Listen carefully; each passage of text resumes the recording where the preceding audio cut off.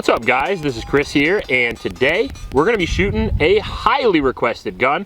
In the past 3 videos, this has been the #1 comment. This is the Shield Plus Carry Comp.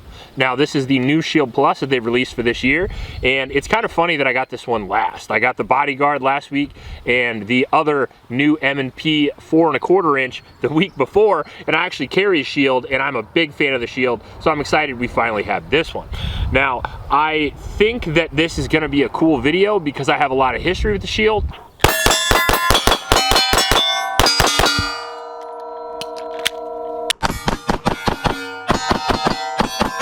Now we also have the Spectre comp out here to compare it to, since I think it is a very accurate comparison. They do a very similar thing for a very similar size. Now, what is a Shield Plus Carry Comp? Well, it is a 4-inch Shield Plus that has a 10+1, a 12+1, or a 15+1 magazine capacity out of the box, which is pretty cool. So you can run the flush fit mag if you want low pro carry, or you can run the full-size mag if you want a little extra. Now it's got the 4-inch barrel with the single port comp in it, which is going to be a little bit different than their previous performance center, which had the 2 twin mini ports on either side. This one has the big single port comp, which is what most people have been going to these days. And I shot the comp on the full-size M&P 2 weeks ago, and I really liked it, so I have high expectations for this. The M&P Shield Plus is one of my favorite little miniguns. Now we have the new Defender CCW on there because I'm interested to see what Vortex has to offer as far as the little micro dots, and it direct mills to this because it has the Shield RMS pattern cut into it, which I like. Now other features that come with this P are going to be the high def sights with tritium front and a blacked out rear. Love that sighting setup. And then we also have Smith's new serrations, which are very, very usable. Performance center flat face trigger, and then the extra texture is always appreciated. So hopefully this shoots well because it is a 4-inch gun that only weighs 17 ounces, which is about 4 or 5 ounces lighter than a Glock 19, with the same capacity that's only 1 inch wide. So if you're looking for a Glock 19 that's on Jenny Craig, this is a good way to go. On top of that, it comes with a comp, comes with a flat face trigger, comes with the optic mount and the tritium sights, all for the same price of a Glock 19 at around $650. Now that's pretty cool because I love the Spectre comp a great deal. This is actually my wife's carry gun. She got it right out of her rotation. And this gun does similar things to the Shield Plus, at least in feature set. We'll see in performance here in a minute. But this one is 900 and, what'd you say, 90? Something like that? Well, that one was $11.99. This one's $11.99, but the Coyote one is 900, right? So either way, a lot more. So again, if this thing works out today, should be a cool gun. There's only one way to find out. Before we do that though, we're gonna thank the sponsor of this video, Handle It Grips. I like Handle It Grips because they are a grip that you can put on any gun that gives you a ton of texture. They have the Edge, which is more of a competition style stippling feel, which I absolutely love. You guys seen that on my Glock 34 and on my Glock 19X. They also have the Elite, which I have on some of my carry guns, including my little CZP-10S, because it feels a lot better on your skin if you're carrying an appendix carry, but the Edge is where it's at if you want to get that solid range performance and you're not too worried about it rubbing on your big tummy. I love Handle It Grips. They're a good price. Use code HONEST for $5 off, link in the description. And then I also want to mention a local homeless shelter in Ames, Iowa. It's the YSS. I'd really appreciate if you would go down there and in the description and donate to those kids. And then I want to thank my Patreon supporters for giving us the ammo to shoot today. Now, lastly, I want to thank Smith for sending the gun down for review. We really appreciate them. It won't change my opinion at all. Let's go shoot it. All right, so we got some Blazer brass in here as always. We're gonna rock this 15-round mag. We'll get our first shot through this, get this optic zeroed, and then go from there. Now, I have a lot of shots on that target, so I'm just gonna be aiming for the left corner, left top corner, the tape.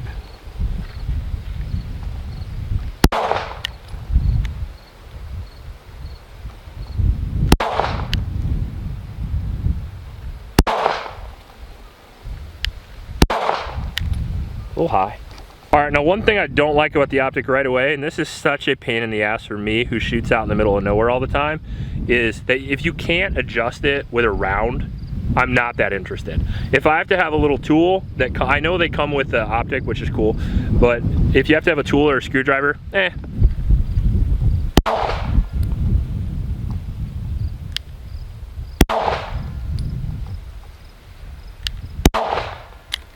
That's a good group. Take a look at that group.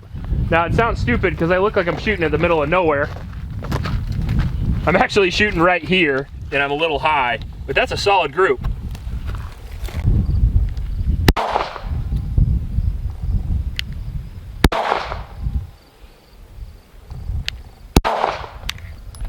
Still a really good group. Just still an inch high from where I'm shooting, no matter how much I seem to adjust this.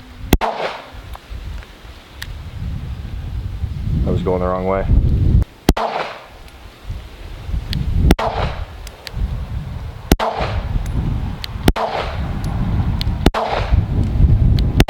There you go.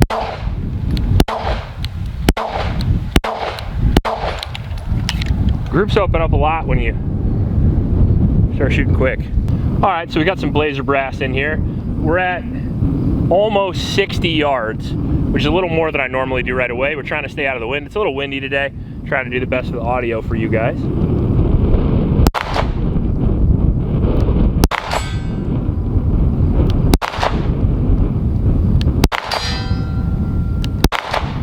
What the fuck?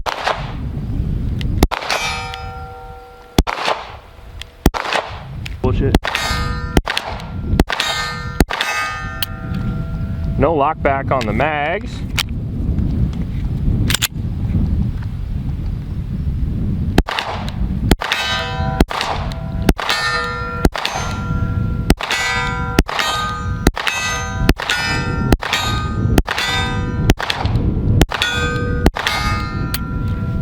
No lock back on that mag either. Just kind of see where we're going here at 20.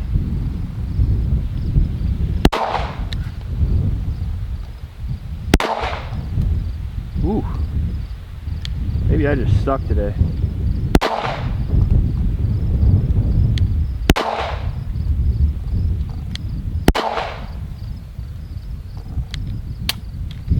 Okay, no lock back again. All right. Now I thought I had it patterned. This is my group at 7 yards. This is my group at 10 yards, and I was pretty good with that, especially because I was shooting fast. Now this one opened way up. We got no shots in the bull. 1, 2, 3, 4, 5, 6, 7. That's a big group for me. So maybe I'm just shooting like shit. We'll keep playing around, but we're not vibing today for some reason. All right, 20-yard group number 2.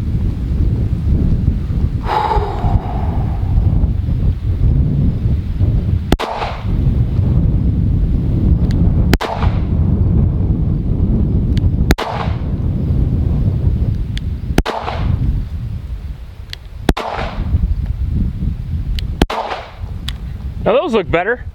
A lot of those are in the bull. Maybe it's a little trigger control, maybe it's a little luck.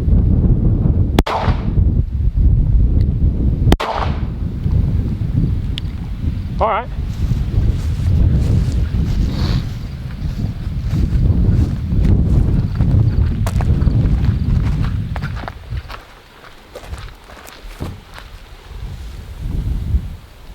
All right, so I adjusted down.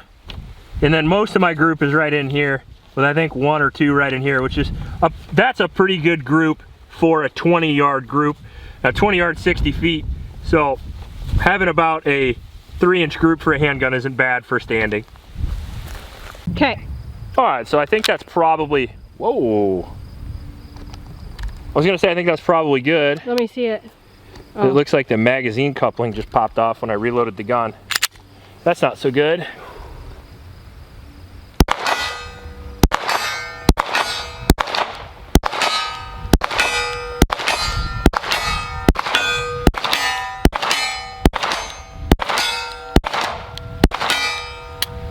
Well, you use good trigger control, learn how to shoot the gun, zero the gun, and I'll be damned. I don't know, it feels all right. No lockback again, for like the 5th time in a row. Now I was messing with this, because this obviously looks like a lock here for the sheath that they have on the mags.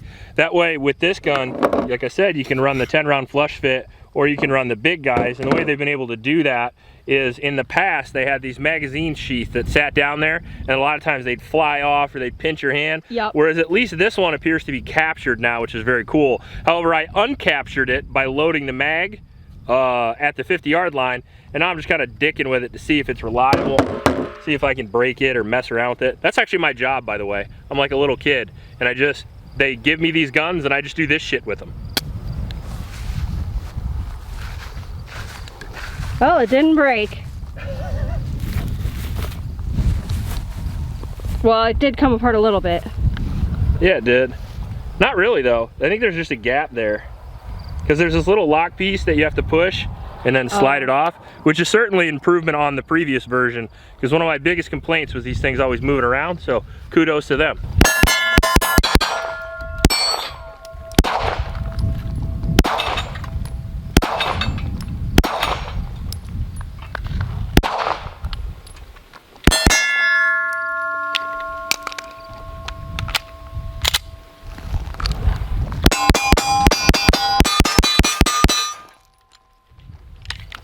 Lock back there finally. Maybe it's breaking in.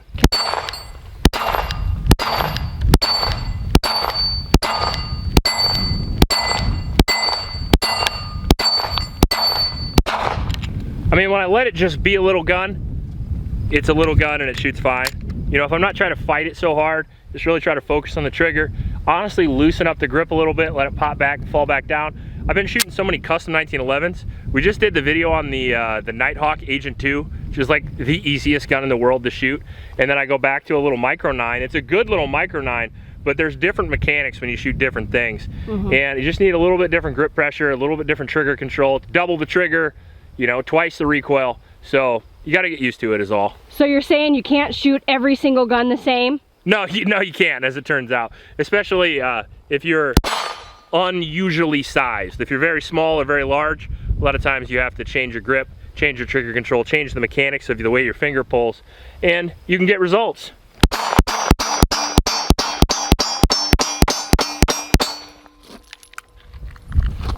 I'll be damned. Work through the problem. 2-2-2 drills. A zones. 155. Woo! 150. I'll take a 150 on 2 shots each, all A zones, 3 targets. I'll take that shit. Well, I couldn't not shoot it at 75, so we're gonna try it out. It's a beautiful day. Why not?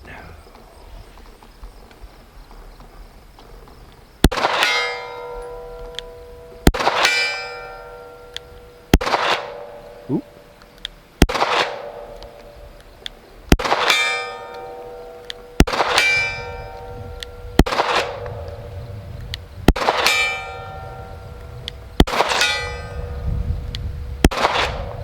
I'm not sure where those are going.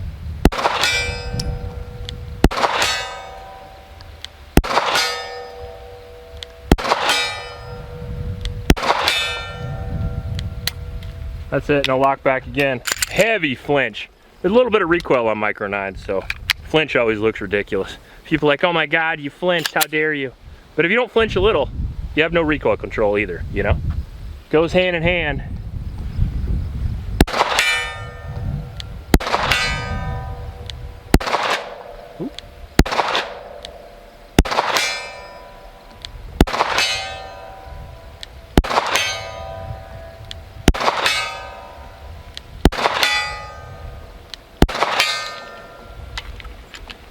All right, so far, so good. Shot like a shield, which is what I expected. You have a very thin gun, a very light gun for a pretty decent price, which I think it'll make it a very popular carry gun. Add to the fact that it clearly has the shield reliability. We shot 2 different types of ammunition. I shot 200 rounds, we had 0 failures.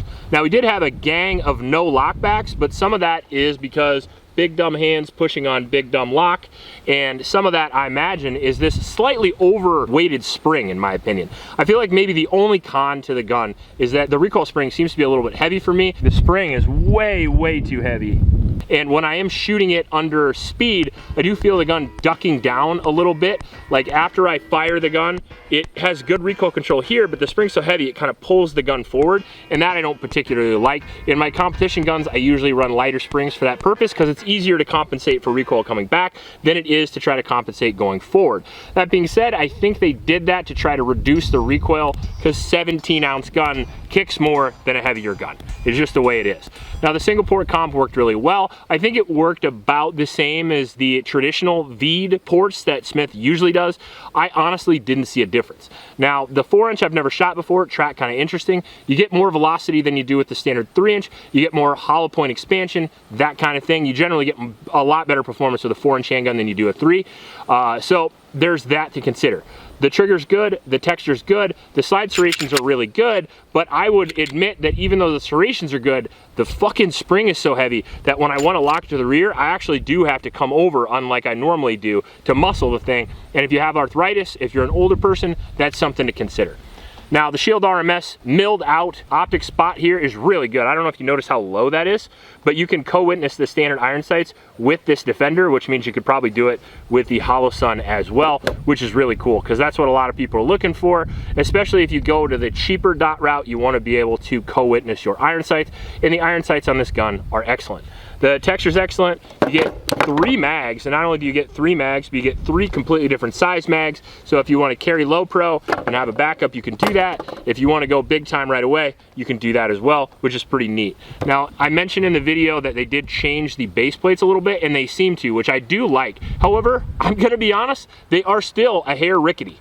Like you can see, they have a lot of flex, they have a lot of movement in them, and at one time when we were reloading, because I reload a little bit rough on guns sometimes, I was able to push the magazine plate off. That is not that uncommon of a thing to happen when you put these sheath stuff on there and then you add a locking mechanism of some kind. I prefer having the locking mechanism over not, but I wonder if they could put something else in the future, maybe a Gen 2 or Gen 3, where you wouldn't be able to hit that accidentally at all, because I mean, everything's great until you have no ammo. Ammo matters the most, so you don't want to dick around with the mags, and you're in a serious situation, you definitely don't want your fucking magazine falling apart. I can tell you that. So that is an interesting note, but overall, these Shield mags are generally pretty excellent. Other than that, they have a good coating, they are metal, they come in and out of the gun really well, and obviously they're a reliable design because the Shield is one of the more reliable guns that you can buy on the market today.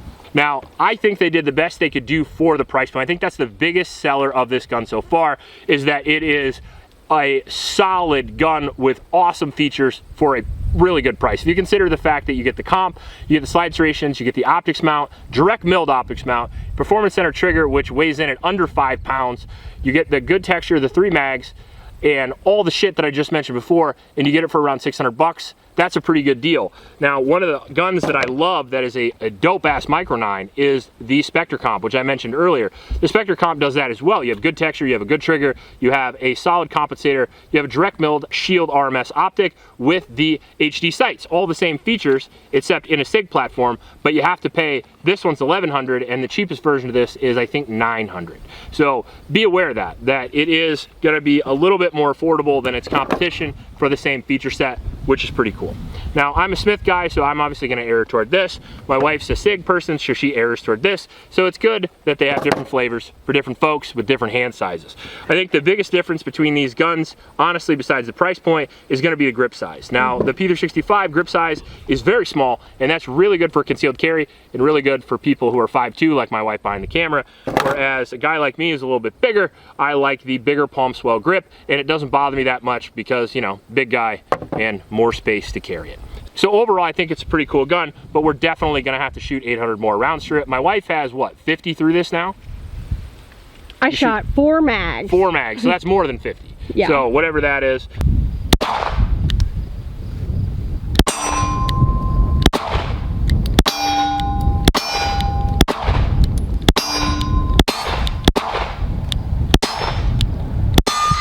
I have 200 through it, 750 to go, and you'll hear my final opinion.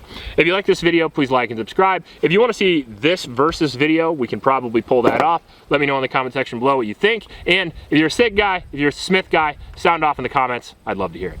If you like this video, please like and subscribe. Please help out your local homeless shelters, and remember to recycle. I'll check you later.